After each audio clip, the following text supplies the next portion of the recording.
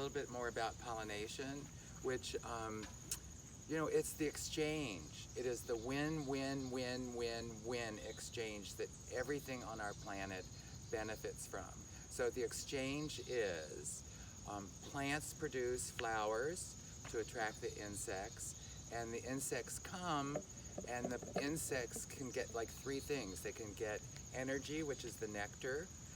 They get pollen, which is the protein, and if it's a host plant, then they can lay their eggs there, and the babies will eat that plant. That's what the insects get. The win-win for the plants is they get pollinated. The pollen gets moved around, and then they get to also have a future. They produce fruit and seeds, which then propagates their species. So that is the exchange, and that's win-win for all of us. So if the plants get pollinated, oh my God, the apple trees got pollinated, or the corn crops got pollinated, and so all the way up the food chain, the insects themselves are protein. So the insects got the pollen, which is protein from the plants. Then the insects become protein for other species, all the way up to us and our big agri-farming all over the world.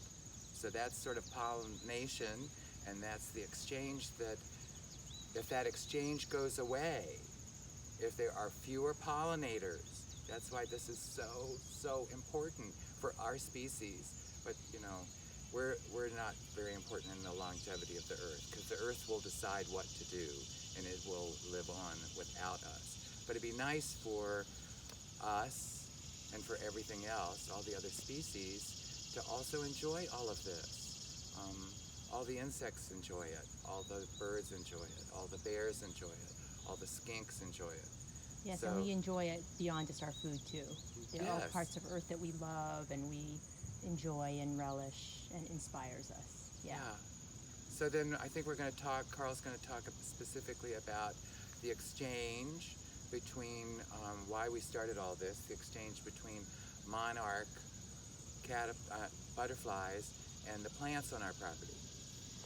So where we're standing now, I could also talk, of course, just about where we are.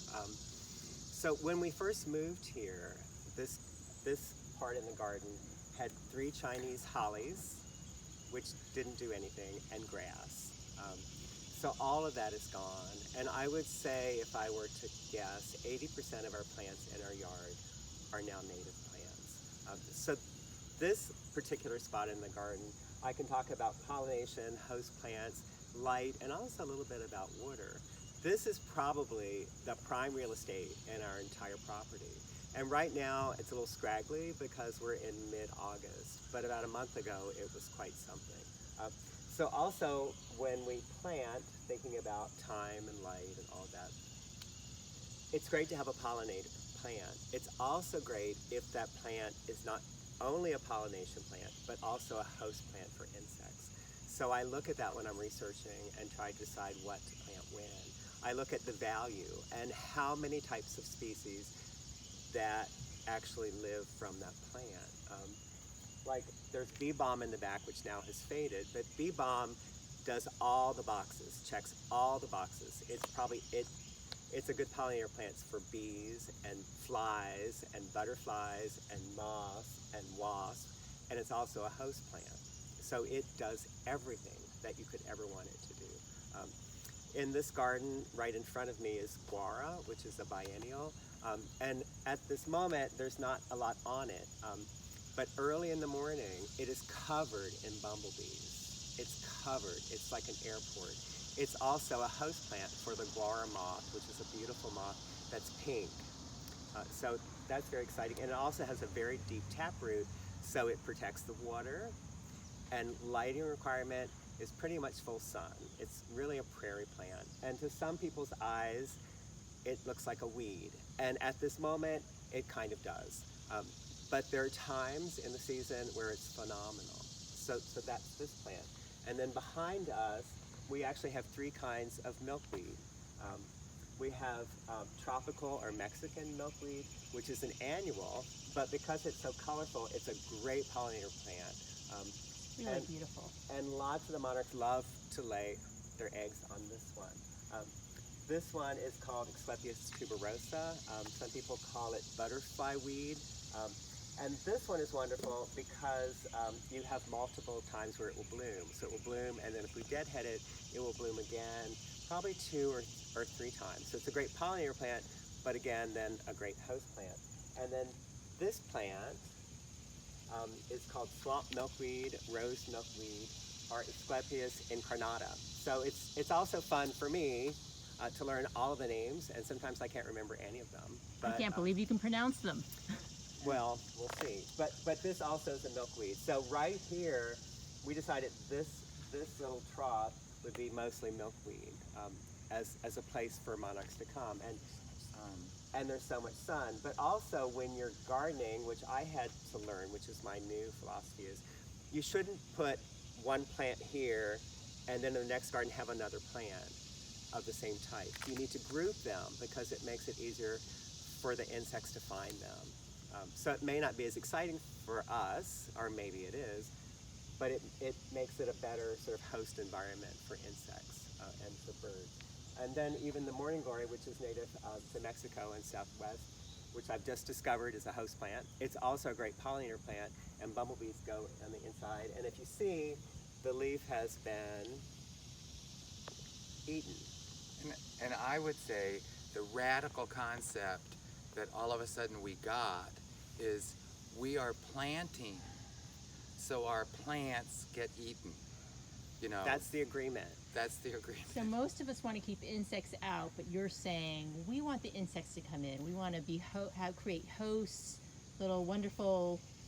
We want to have bug dinner parties for hotels. our insects, and we want to have hotels and bed and breakfast Yes. And all- nurseries. and nurseries. Yeah, and all of the and, amenities right there. Please come. And if you have a Yes. plant that has no holes in it or has no insects on it, Doug Tolleby, this wonderful entomologist, says, and I completely agree, it's like putting plastic plants in your yard. It's not serving any purpose. What a transformational concept for people with gardens. Yes. It's something that, I think takes time to appreciate. I think it's an aesthetic. It's like in fashion, when a new trend comes out, you may say, oh, that's so strange, I couldn't possibly wear it. And then after seeing it for a couple of years, you might say, oh, that's really interesting, I think I'll try that. And then you put it on, you feel a little strange, and then you go out and people are like, you look great. And then all of a sudden, you're like, I love my new outfit. So I think it's the same thing with gardening. It's just relearning how to see and what you think is important. So this was the emptying spot of all the water in our property. We live on a hill. The water came around the backyard, came all along this brick wall over here, and just emptied over here. So then we started putting, this is a terrace that sort of stops that or slows it down. Plus then this is a great combination of water, because this is watered a lot, and sun. And But you're just working with the natural water flow on your property. Yes, yeah. But we yeah. started to like study it and go, the water, when the water comes, it's just, there's so much of it if it's a heavy rain. How do we, instead of sending it right into the James, How do we keep it on our property? And Longer. how can we have it take care of our plants naturally so that we don't have to water? We don't want to waste water. There are times where we really have to water some things, but we try not to water.